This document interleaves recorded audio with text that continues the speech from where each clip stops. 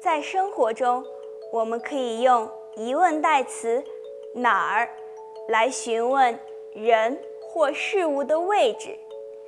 你知道怎么说吗？和我一起看看吧。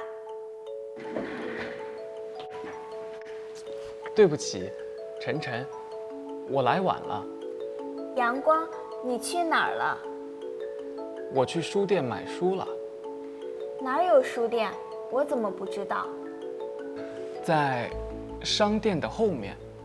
明天我们可以一起去看看。那太好了。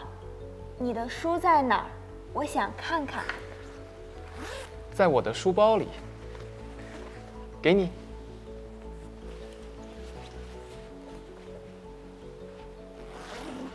晨晨，黛西在哪儿？她今天不来吗？她上午有事，下午再来。大家现在知道怎么说了吗？哪儿用来提问人或物的位置，可以放在动词后做宾语，比如阳光，你去哪儿了？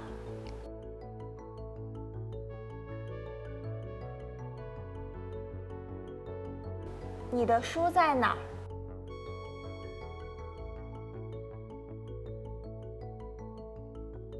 哪儿还可以放在动词前做主语，比如哪儿有书店？